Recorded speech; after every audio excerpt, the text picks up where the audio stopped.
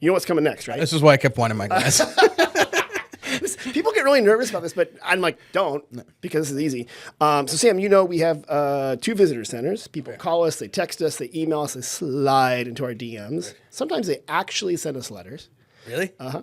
And they ask us all sorts of questions. You're going to help us by answering real questions in a segment we have cleverly titled, We Get Questions. Here we go. First one we got, because it's harvest, are there any wineries where we can watch grapes being harvested? Watching the grapes being harvested is tough. Why is that? A lot of it's happening at night. And also, it's not really something that people are going to want people close by because it's going to be dangerous. Yeah. I bet Hamel might be a place where you could harvest at night, but you have that good view looking over the vineyard there. Yeah. Benziger does a great job of getting you out in the vineyard, so that might be a place. Yep. I think maybe you'd have a better chance at grapes coming into a winery. Good. And just to clarify, so you're saying rather than being out in the field, where people are professionals, are hustling, and there's tractors and light, and you mentioned it's nighttime. Yeah. A lot of times they harvest at night because, my understanding, and correct me because I will be wrong, but if you do it at night, the grapes don't start fermenting once they get squished. It keeps them cool. I get in trouble for my real answer on this one, so I'm going to do more of the ambassador answers, which is, and it's true. Basically, you want to keep things as cool as possible For the workers, for the grapes. I mean, yes, for the workers. Yeah. But if the farming industry really thought that way, things would be a lot different. No, fermentation happens at a certain temperature.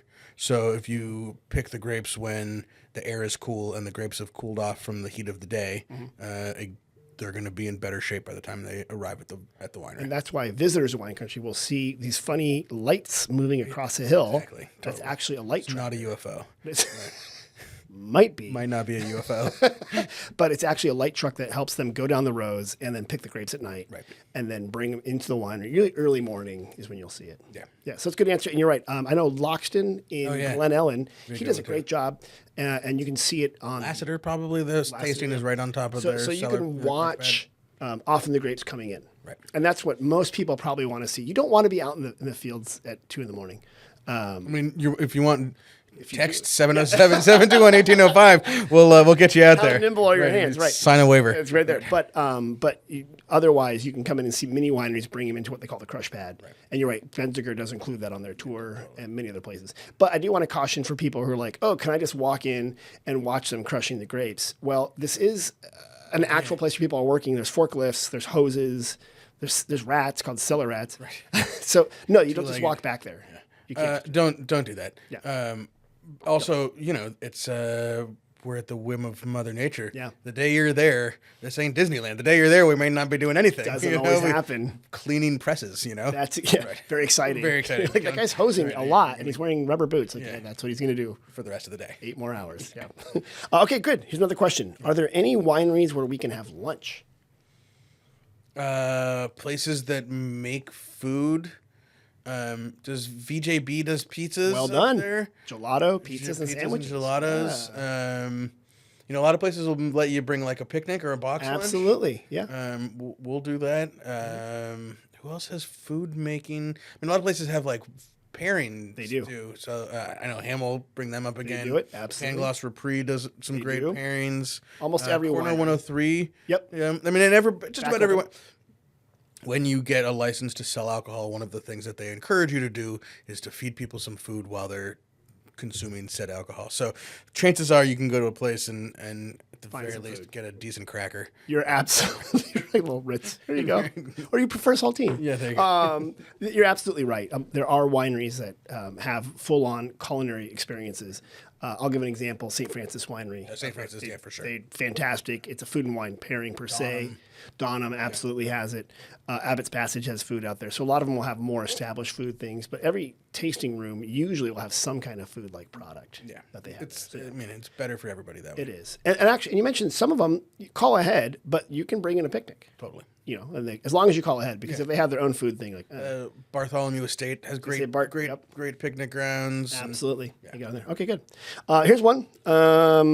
This is an audio visual. Okay, so here we go. We are visiting from Virginia. history, yes.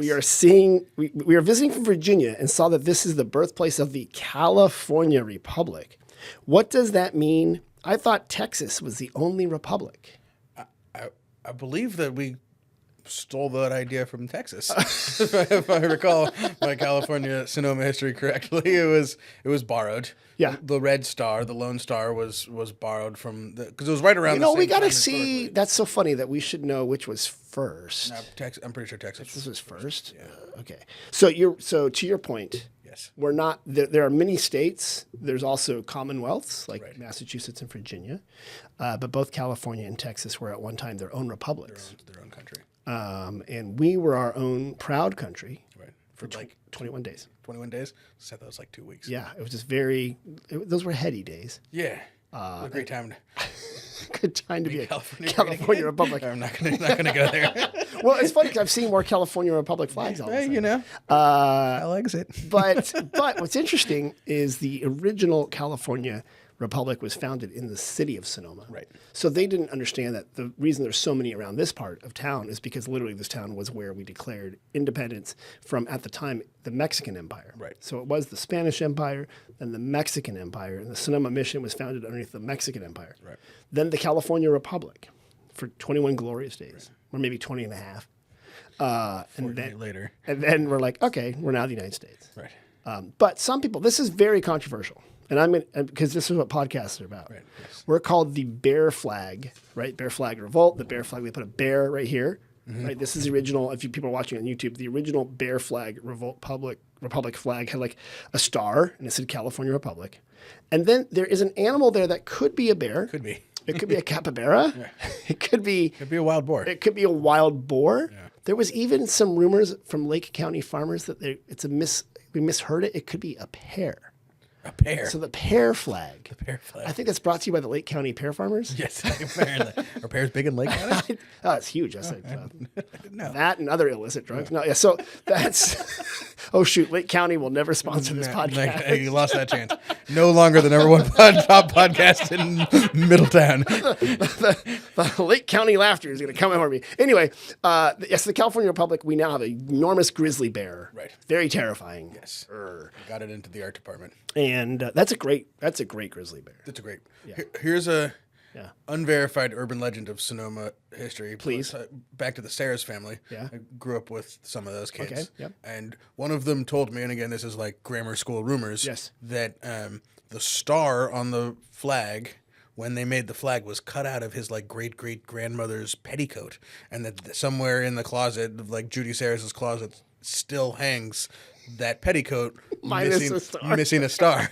I don't know if it's true. John, you're out there. If you're listening to verify this. Sam, I've been telling people this since first grade at Vintage Country Day School. I literally just heard it on the internet from you. Right. And it's on the internet. It's totally true. So it's 100% true that one of the Sarah's great-great-great-greats had a petticoat with a star. What is a petticoat? Well, you have one at the junction, if I recall.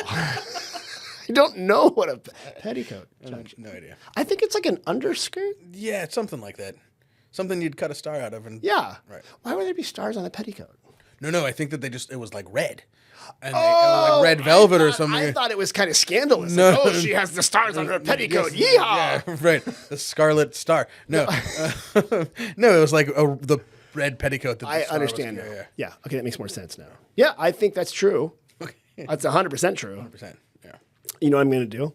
If we're going to move the visitor centers at Toscano Hotel. Oh, that's right. I'm going to create a little plaque. Oh, perfect. And once I put it on the wall, it's true. Yeah, totally. Thank you. This is where Mima Sarah's got Mima Sarah's. All right, next. So to the person from Virginia, which is a commonwealth, we were a republic. We're no longer a republic. But some people say we are. We're kind of crazy out here. Once a republic, always a republic. Always a republic. Okay, here's another one. And this is an audio visual. I see fields of these lovely blue flowers everywhere. What are they? Are they planted or are they wild? And I don't know if you can see these. Yeah. That's chicory, isn't it? Nothing gets past Mr. Soil. Mr. Soil knows. Yeah, chicory. And a non-native weed? Some might call it invasive. Yeah. Chicory. Weed is just a plant out of place. That's correct. Chicory is basically the Himalayan blackberry of the flower world. We love them, but they're not from here, and they're everywhere. They grow in disturbed soil. And so if you see a vineyard that's been left fallow or and recently torn out or changing, it becomes chicory. It's a beautiful flower. It is. It's lovely. Got It's some not. little prickly parts to it. It does. That's why it comes back again. It's almost like how the goat head suckers, whatever those goat head does. It's one of those plants that like you're just not going to get rid of. Right. But this one's actually pretty. I think it grows more in the East Coast, but it dies there in the winter. Is it the same as like the chicory that they put into New Orleans? New Orleans coffee with the beignet. I was wondering the same thing. Hey, New Orleans, visit New Orleans if you want to sponsor this podcast. Let us know if this is the same. Is this the stuff you're putting in your coffee over there? Let us know. They fry everything in New Orleans. I hope so. Have you been there? Yes, Wonderful. I love New Orleans. It's so fantastic. Yeah, Great time to drink Rhone varieties. 100%. And then Talk about pairings. Grenache and Syrah and New Orleans food. it just works. Yeah. Maybe okay. Hey, New Orleans food. If you want to send over New Orleans food, I don't know the NewOrleansFood.com people or whoever, but just something. Antoine's. I was at Antoine's. It was amazing. Call Emerald. Right. Bam. Bam. Wait, is Emerald still alive? Yes. Okay. Pretty sure.